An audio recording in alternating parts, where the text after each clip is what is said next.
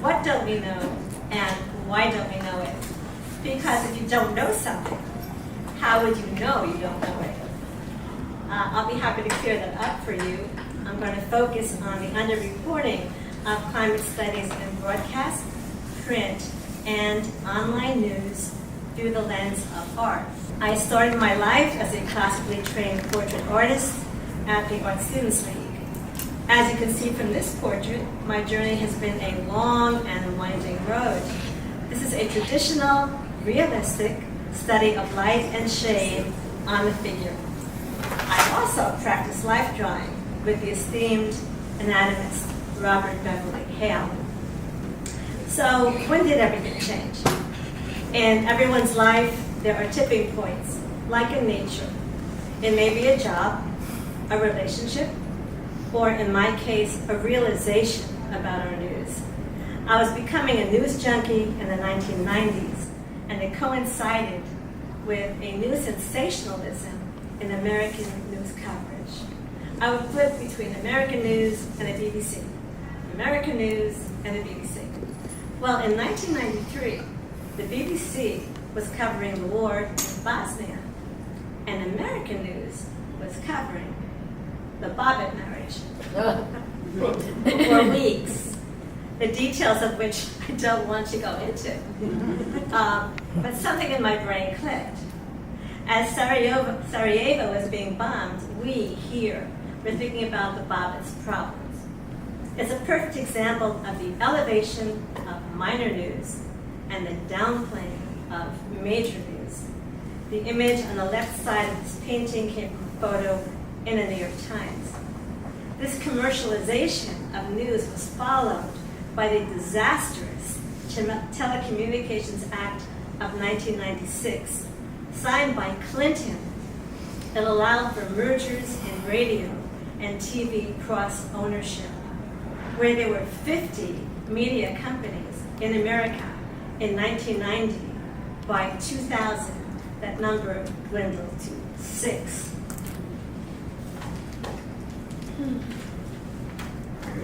As a critic of our media, I was looking for a way to address these concerns through art, in making the transition from realism to conceptual art, where the idea takes priority over the material form of the artwork. The artist Edward Hopper came to mind as an artist of the American landscape to provide a framework for my ideas. Here's Hopper's Railroad Sunset. It's so beautiful. It's a modernist painting. I transformed his painting into a postmodern composition called Dusk Railroad, changing the colors and inserting a watchtower. It's not really a landscape. It's a conceptual painting about the loss of the Fourth Amendment for unreasonable search and seizure.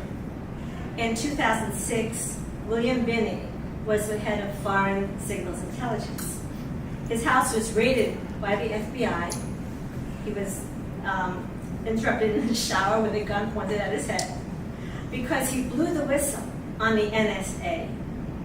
He discovered that FinThread, a program he devised for foreign intelligence, was being used without his permission against American citizens, but without encryption and without a warrant. This breach of our privacy was a precursor to the loss of our constitutional protections. Now, recently, freedom of speech and due process have been under attack. Although this is an artist talk, I need to bring up press freedom for a moment. Do you think we are number 1 in the world in press freedom? Does anybody have a guess? A number? 5, 10, 2, 16? Hopefully down, I think it was 37. You're close. The next slide is for the 2025 World Press Freedom Index. This index is compiled by an NGO called Reporters Without Borders. We are number 57 out of 180 countries. Why are we number 57? For one thing, this administration banned the Associated Press from briefings, and Trump is suing media companies. Who do you think is number one? Any guess? Who's number one in the world? Norway. Why Norway? They have a public media system called the NRK that is fully funded by tax dollars. Here's an interesting fact. Per capita, Norway spends $110 per person on public media. The USA spends $3. This is my personal hero, Dr. James Hansen, the former head of NASA's Goddard Institute for Space Studies for 30 years. He really is one of the great heroes of our time.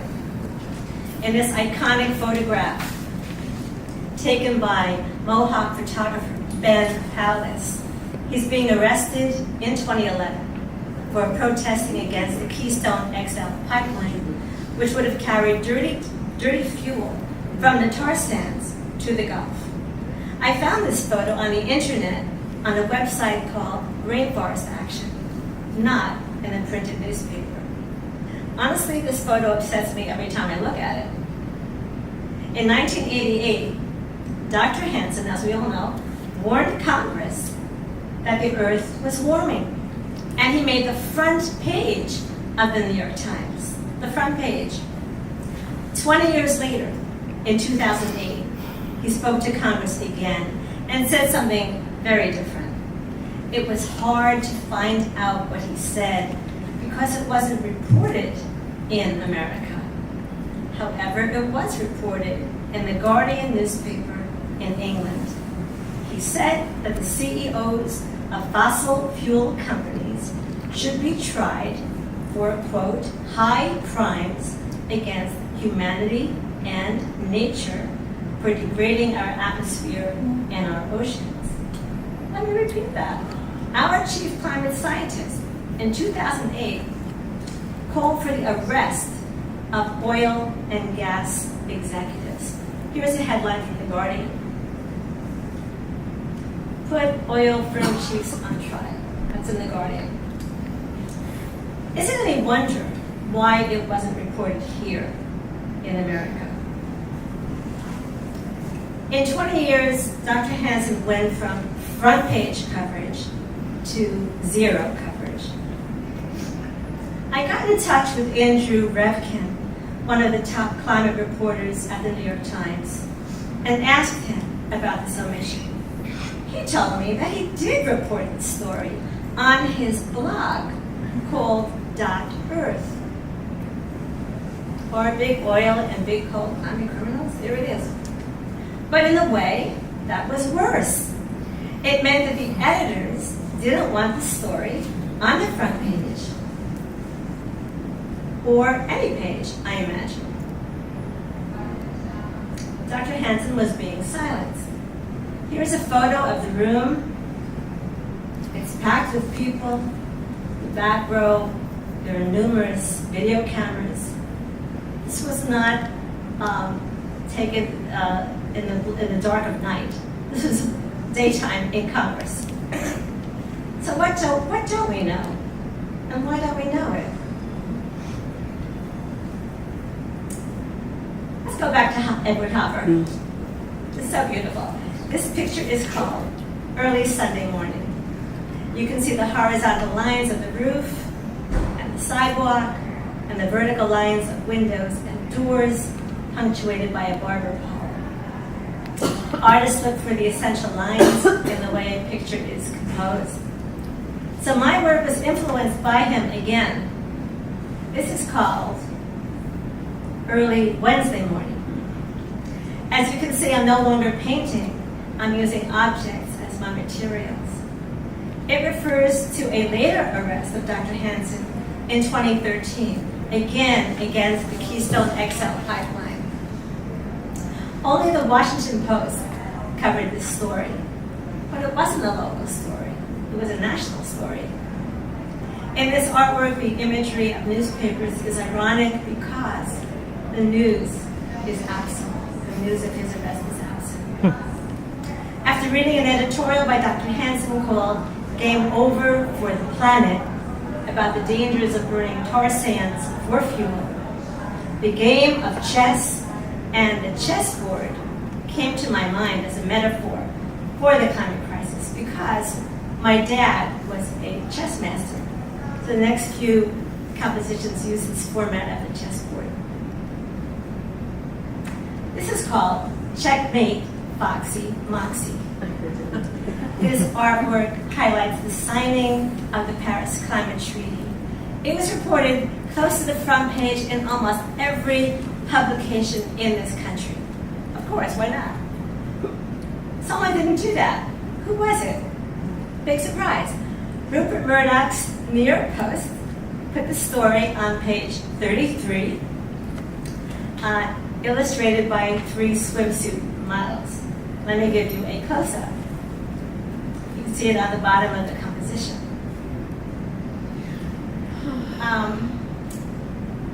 The effect of the absence of reporting is not accidental. If something is not reported, you have no way to take action on a problem. The crime of ecocide is referred to in the handcuffs on the left side of the installation. They surround the kangaroo, who is, like Murdoch, a symbol of Australia. The Paris Climate Treaty has a goal of limiting warming to below 2 degrees, preferably 1.5. That goal was crossed last year. This is called It's the Agenda, Stupid.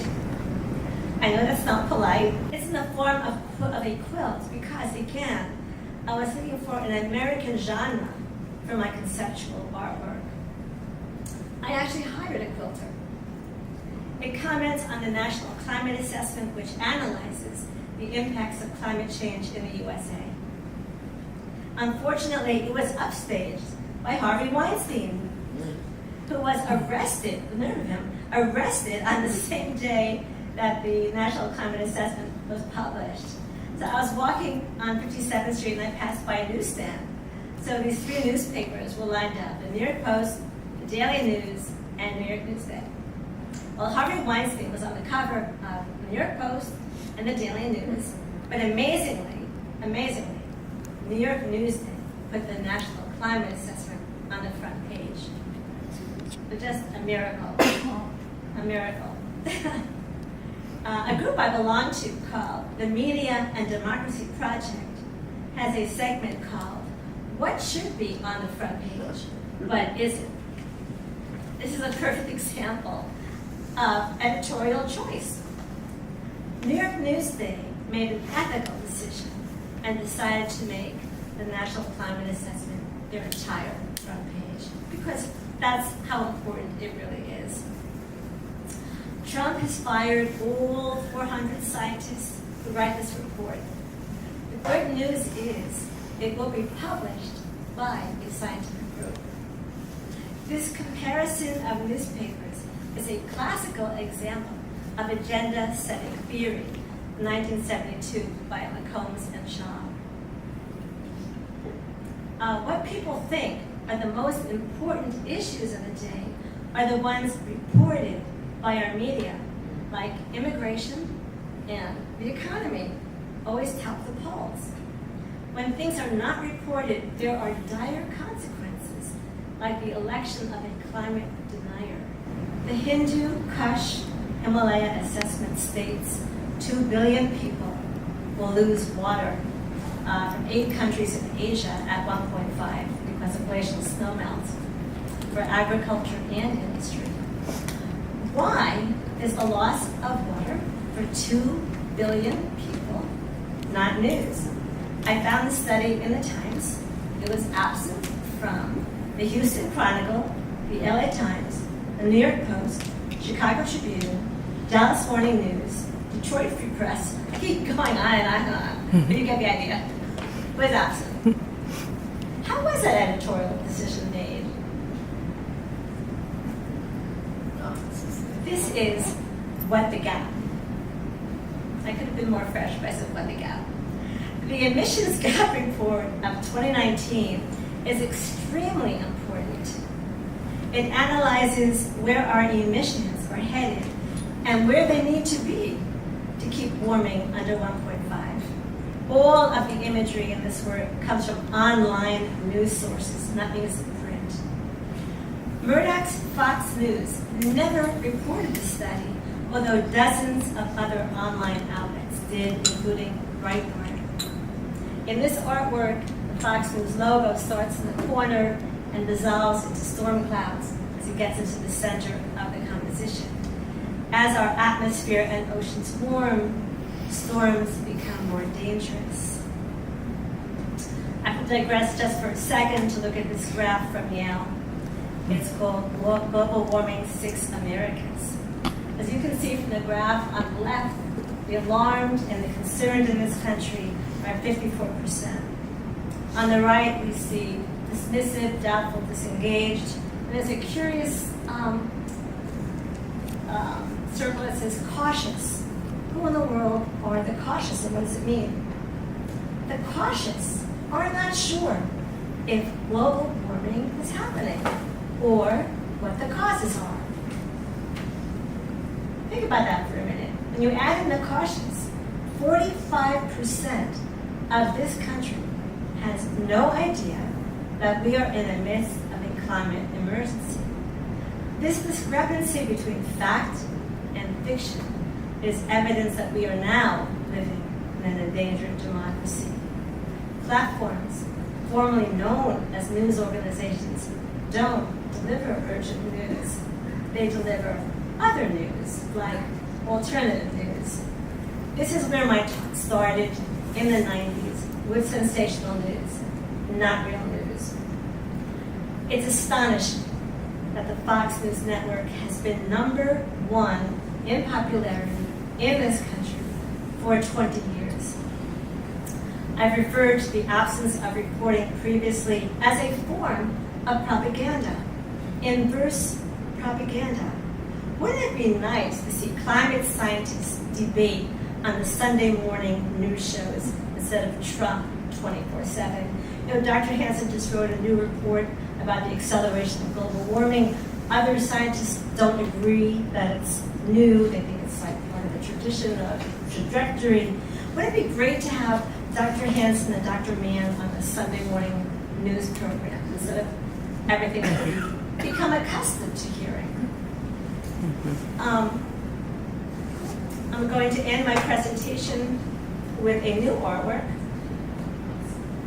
called WM Squared and a new sculpture called Yurtmobile. WM Squared shows a retracted version of a recent report called the 2024 State of the Planet Report. Again, it was not published in an American newspaper. Again, I found it in The Guardian. It was actually posted on Twitter by a scientist. I follow a lot of scientists on X. Not too popular to say that, but I do. But they're not on Blue Sky. They're just not. Social media is both a blessing and a curse. According to Pew Research, 54% of Americans now get their news on social media.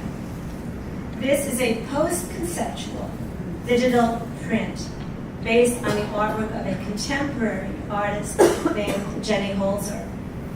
She showed retracted versions of classified documents from the Gulf War in 2006. Similar to this kind of composition. This climate report, which no one here was allowed to read because it wasn't reported, is similar to the prohibition of a classified document. It opened with these words, and I quote, it's not too cheerful. We are on the brink of an irreversible climate disaster. This is a global emergency beyond any doubt. The world's top climate scientists, such as Dr. Michael Mann and Dr. Johan Rockström, authored this report. I contacted Dr. William Ripple, another of the authors, and asked him about the lack of reporting. He replied that the online outlet, The Hill, did a segment on it.